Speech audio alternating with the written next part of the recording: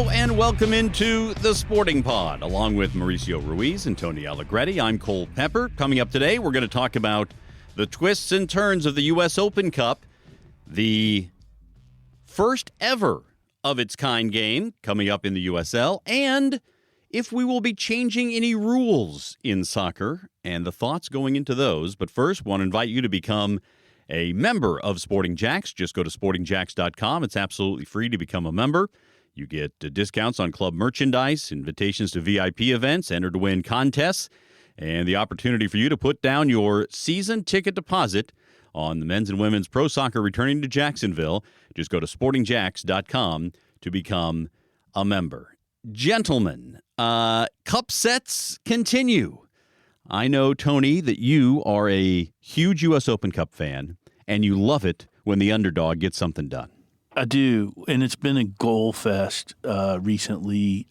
Really happy with the cup sets. One thing I got to really shout out is the U.S. Open Cup's ability, the accessibility of these matches has been awesome. Like I go and I watch it. They've got that one website, and I have to find it on Twitter and the link to it, so I don't know exactly where to tell you to go. But if you go to U.S. Open Cup and see it on a match day, and then they've got the site to where you can toggle on your phone whichever match you want to watch, and it's brilliant. You see games from, you can see a burrito team play an actual El Farolito. Yes, you know, so it's just really kind of an amazing tournament, and they're doing I think a fantastic job this year. You'll also, by the way, now that the USL teams begin to enter in the third round, you'll be able to watch the matches involving USL teams on USLsoccer.com. Mauricio, I've just started listing some of the interesting matchups between different leagues. Mentioned El Farolito, a team named for a burrito shop, a 2-1 win over Central Valley Fuego. That's a USL League One team. Michigan Stars, a NISA club, knocked off Minnesota United 2, an MLS Next Pro team. Miami United, we'll get into more on that in just a moment. NPSL beat a NISA Club de Leon, or is it de Lion? I don't know how the... De Leon, you got it. That's I really thought it was good call, first. yeah. There we go. South Georgia Tormenta, a USL League One, and Savannah Clovers. And then you have Irvine Zeta, a NISA team, knocking off LA Galaxy 2. The LA Galaxy MLS Next Pro team has not yet been renamed like, you know, Hollywood FC or something to try to give it its own identity. And Northern Colorado Hailstorm, one of my favorite names for a soccer team in America, USL League One, knocked off the Colorado Rapids U23, which is USL 2 team, 3-2. So it's just some of the cup sets or cross-league matchups. Now, what we have not yet seen are USL Championship teams or MLS teams, the few that will come in. That will happen in the next couple of rounds. But what's been your take so far in the U.S. Open Cup? Well, not just because of the name, but obviously the results are matching. The El Farolito, the burrito-sponsored team. Got to look at their roster. Got to see what's going on over there, right? Because you know, in that NPSL environment, you can just really pick up guys and you can sign them. So we talked about, you know, Sasha Collection playing for a couple of those teams, and so it got interesting. There might be some ringers in there. Yeah. There might be some old pros, some time to scout, and maybe some guys that, you know, they've brought over from Central America that are playing for this tournament, and that happens kind of quite often. So, you know, it's interesting to see how these teams, and it's always fun to see how much talent they're out there. And just because you're considered a pro team, you have all these ex-pros that maybe for one game, one off. Now, those guys probably couldn't do in the whole season, but in this kind of Open Cup and, you know, knockout kind of round, it's exciting to see, you know, matchups like this. It's the magic of the cup. It is. Yeah. It's like the, you know, as somebody who is a huge college basketball fan, the beauty of March Madness is when the Cinderella makes a run. In the end, usually their television ratings do better when Kentucky, North Carolina, Kansas, Duke are involved in the Final Four. But when you have some of these, you know, NC States. Well, NC State is, of course, I mean, they're one of the most famous Cinderella champions back in the Jim Valvano days. This year making it to the Final Four unexpectedly. Yeah. It's a bit of a Cinderella story. Even more so, though, the smaller conference teams, you know, when VCU made a run, or when you see, you know, Butler getting all the way to the championship game, something like that. Wasn't there a weird one last year? What was the Where's the one with the nun? Loyola, Chicago. Yeah. So there have been a few that have made some good runs. Even just in the first round to see Maryland, Baltimore County or something a couple of years ago winning as a 16 seed. Like that's part of the magic of the first weekend of the tournament. U.S. Open Cup has some of the same. And when you start to see names like Northern Colorado Hailstorm going through, you think, okay, all right, this really is about as democratic a competition as you're going to find. The Colorado Rapids would say hail no to that. Their U23 team said hail no, but it didn't matter in the 3-2 win by the Hailstorm. There is this other story that is developing right now as we record this on Friday involving the Miami United victory about bets possibly placed and different things. We're going to kind of withhold too much comment until more information comes out. But one of the things that this has brought forth is that there's no longer a U.S. Open Cup committee under U.S. Soccer right now, which seems a staggering realization. Kartik Krishnaiyer reporting that. And that shocks me. And I would obviously with the MLS handling of the U.S. Open Cup that may have impacted some things. There's got to be a committee of some kind in this, doesn't there?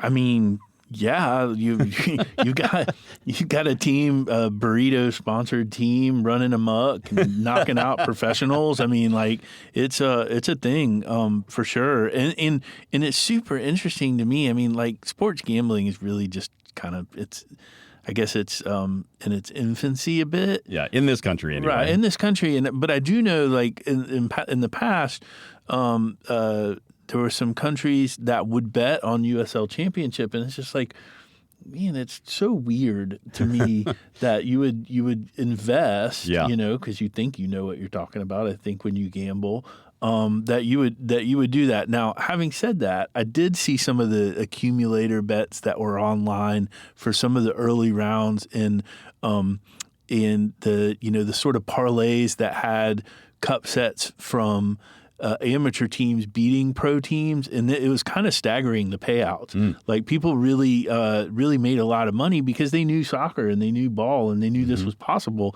whereas the odds makers probably didn't, and so I think we're in a really kind of new territory on that. But I think it's pretty clear that we need some good governance if players are betting, even if they're betting on themselves. If you get teams like Miami United, last year they came up here and played against the Jacksonville Armada under 23s, and I remember being at that game, and there was a former Honduran World Cup player that was playing out of shape. He's 38, 39. He was kind of by himself on the field. But all of a sudden, you're like, hey, hang on, that guy can play? Well, guess who else is hanging around in Miami, right? There's all these ex-pros that have now moved to Miami and say, hey, we want to play. If it's a one-off game here and there once a week, again, especially I don't have to face MLS teams just yet. I can face some of these other minor league teams. Why not? And all of a sudden, someone with money goes into Hard Rock, which is convenient, puts the bet. I mean, we'll see what happens out of that, but it's the opportunity. If there's no committee, if there's no regulation or someone to hold you accountable for, that's the risk that you run. All right, we are now to the point in the third round where 16 of the 24 USL Championship teams will enter into the bracket. I put all the just to give you a little peek behind the curtain. I put down a little rundown every week before the podcast. Share it with Tony and Mauricio in a shared document. And somebody, I'm going to guess it's you, Mauricio, went in and highlighted a number of these matchups involving USL teams. Do you want to explain yourself? Sure. I mean, I think, and I missed one there at the top, Birmingham Legion versus the Red Wolves, Chattanooga Red Wolves. I was just looking at Championship versus League One teams, right? And you see kind of how they fared out. To me, it's always just interesting to look at how leagues and kind of when, we label leagues and we label teams based on the leagues on how they fare against one another, and especially within the USL family. There's a lot of matchups coming into this round of within the USL family that are part of it. And then the other one that I kind of mentioned, and so I pretty much highlighted most of USL Championship versus USL League One. The other one is the North Carolina FC, which is the USL League One, playing against the new kids in town in Carolina Core, which are in the MLS Next Pro. And so that's a bit of like a local rivalry. And I think something that we will see in the next, and I keep saying this in the last couple of years, I think it's going to be kind of commonplace in U.S. where people are just going to have to get used to the fact that there are multiple cities with multiple teams, well, city with multiple teams in it, because that's pretty normal overseas in Central and South America, and certainly in Europe we see that all the time. So having that North Carolina core, you got Charlotte Independence, you got NCFC. It's just a really congested soccer, really strong and rich culture. You'll see that in other places kind of going forward as well. I love it, and I love that it's growing so much. I mean, we're seeing new teams pop up all the time in the leagues, and it's really kind of fascinating to watch. And U.S. Open Cup is like the it's like the hors d'oeuvres of all these seasons that are just getting started. Well, what a great way to increase the interest of U.S. Open Cup if it's the local derbies, right? If round 1, 2, 3, 4, you actually have a lot of local derbies, saves on travel costs, increases the appeal of the game. So I think it's I'll love to see that. I will point out for those wondering, El Farolito FC will be taking on Oakland Roots of the USL Championship in the next round. So that's something to keep an eye on. Union Omaha is taking on El Paso Locomotive this week. Union Omaha unveiled one of their new alternate jerseys or special edition jerseys, the Crop Circle jersey, which, listen, there are plenty of open space for crops in the Nebraska border. So I thought that was a very clever thing for them to do. Let's move on to USL news specifically, and I want to talk about what's happening on Saturday, if you're listening before then. First ever network broadcast, over-the-air linear network broadcast of a USL Championship game, Louisville City taking on Indy 11, Saturday at 4 on CBS. When you tune in for that one, you will hear the new USL theme that sounds like this.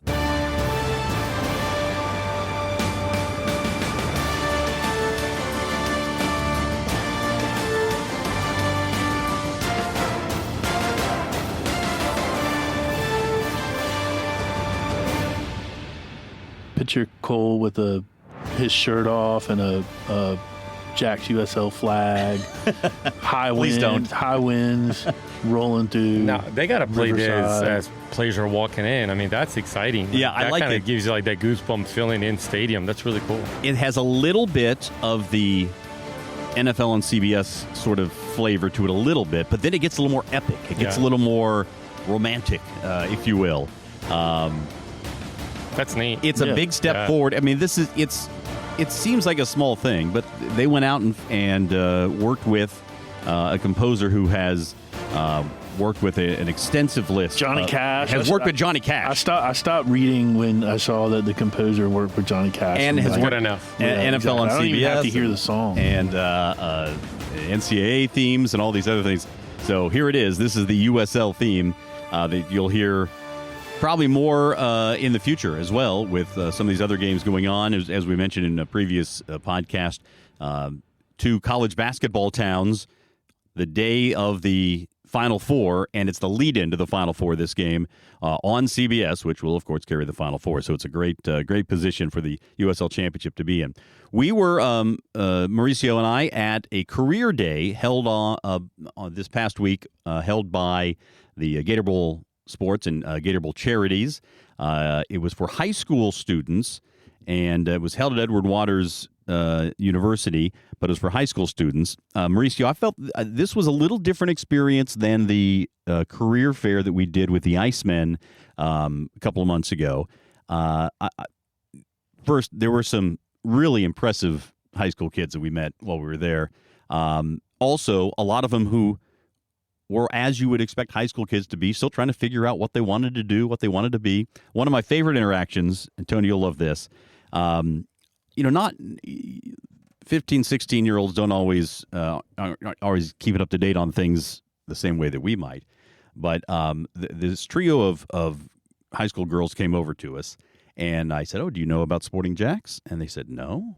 And I said, "Well, we're the new professional men's and women's soccer teams coming to town." And this one young woman's face just lit up. I mean, the smile was ear to ear, and she started bouncing. She was so excited. She is a huge soccer fan. We talked to her for a little bit, gave her a scarf. She asked for tryout times. Yep. We did get a few of those. But like to see the joy on her face that was happening, that pro soccer was coming back to Jacksonville, and that a pro women's team was coming to Jacksonville. She was so excited about it, Mauricio. I thought that was one of the highlights of the day for me. It really was, because we did ask that same question, and the enthusiasm wasn't similar because some kids are just like, oh, high school kids are like, it doesn't matter what you tell them, they're like, oh no. But there's a couple others there were similar reactions to her as well, like super positive. A lot of kids that played soccer, but her reaction it made the project kind of one of those that kind of re-energizes you a little bit. It kind of puts look at the impact of sport and soccer specifically. And I think she came from a Nigerian kind of a background. We're talking about just there's so much of that. There's those stories and those kind of connections are out there. And this specific event they went to was run by, organized, supported by 5,000 Role Models, which is an organization that goes out into kind of inner city communities that don't have a family figure in their home, and they provide them with a mentor and a mentee, and they kind of begin their relationship. So then they bring them out to job fairs and experiences like this, so they can talk to professionals in this business, not just in sports, but in finance and other areas. So to know that we can connect with kids like that may otherwise either have never heard of soccer, or if they heard of it, they don't know how to access soccer. And that's the story of this young lady. She loves the game. She grew up with it, but now she lives in a community where she just doesn't have access to it. So the fact that we can bring that to her and her counterparts and family and friends, it's a really cool thing. It's amazing. And I think for all of the sports fans that we have in Jacksonville, half our city is obviously female, and we've got an amazing culture of great soccer, especially on the girls and the women's side.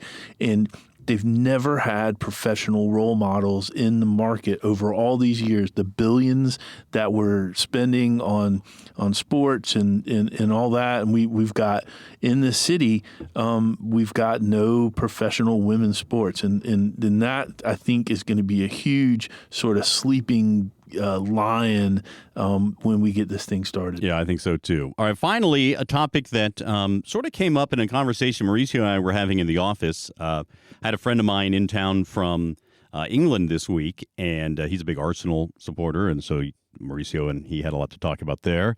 Smart man. And you have good friends, Cole. Thank you. I do. That is true. I can absolutely confirm that. We were talking about some of the possible changes or experimental changes that some leagues might take to try to create a more pleasing game, or a game that flows better, or that fits into TV broadcast windows and all kinds of different things. And you came up with an interesting thought, and I'm not sure if how much this has been talked about at other levels, but and this is about, this changes the offside rule. This theory in a way that might create more open play. Yeah, and I think it's a little bit boring from the hockey kind of concept, where you have an offside line that's on the half of the half, right? Where the ball or the puck, in this case, kind of has to enter before. I think you would keep the offside rule the same exact way, but rather than today, the offside line is the halfway line, right? Or where the left defender is. So if you lower that offside line, and this is a kind of a bit of an out-of-the-box idea, but it is to expand the space of the field that is getting condensed now because of the athleticism, the physicality of the counter-pressing moment, players really pressing forward.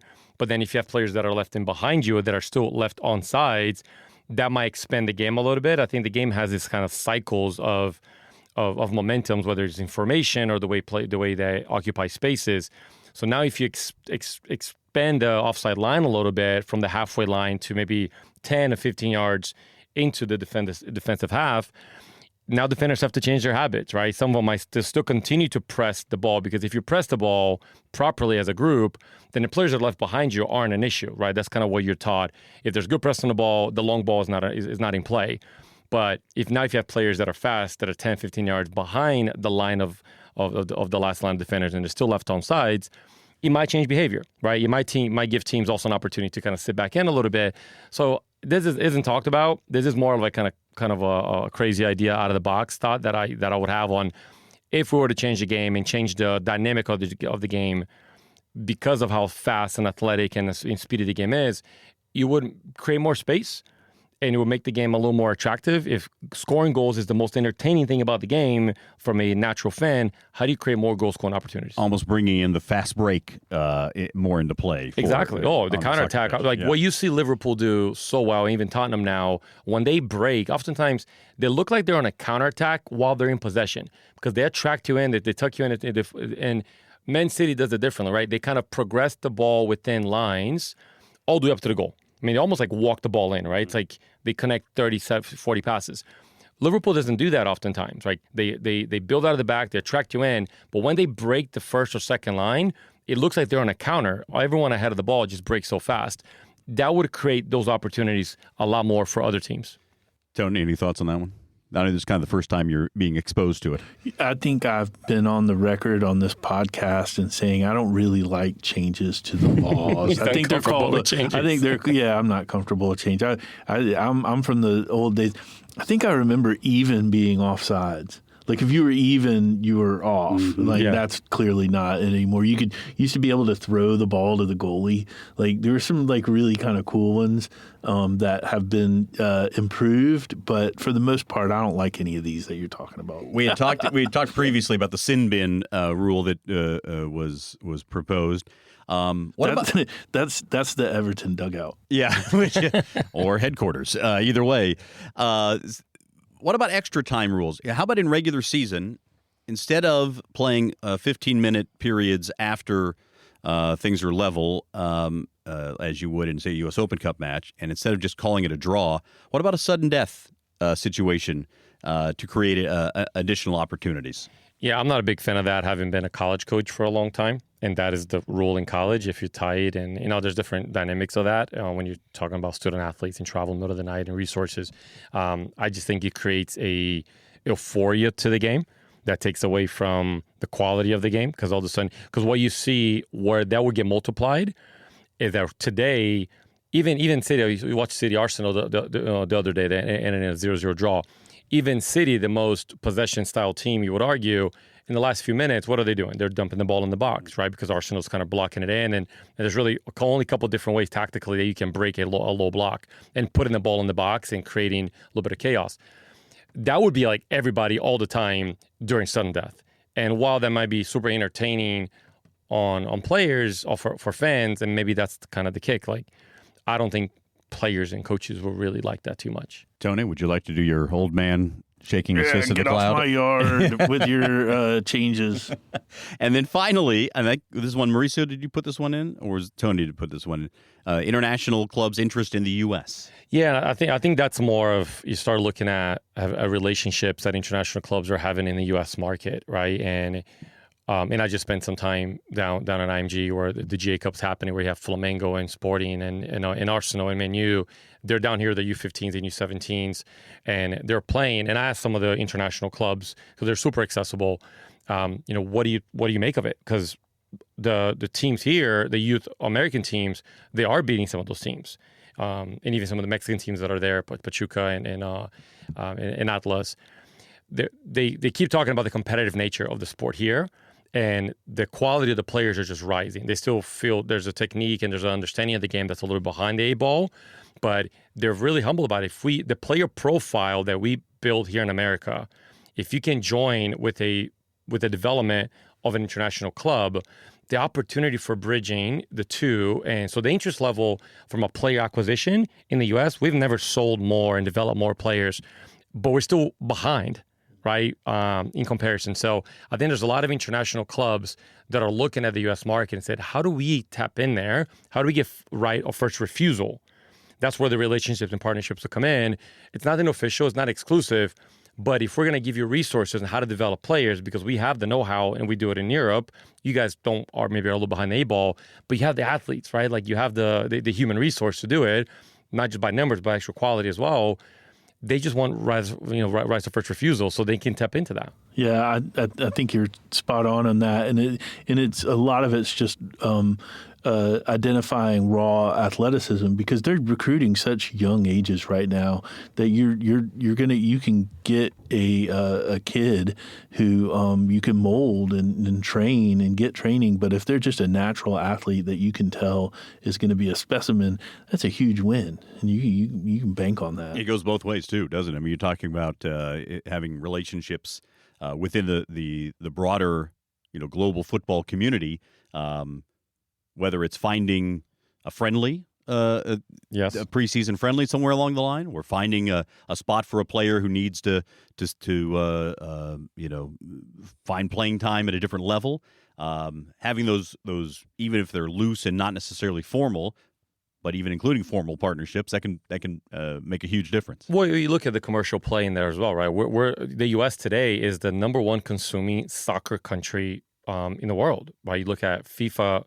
Where people are flying the most and where they're purchasing tickets the most to go to the World Cup, it's coming out of the U.S., right? Because we're such a hotbed and a melting pot for different cultures.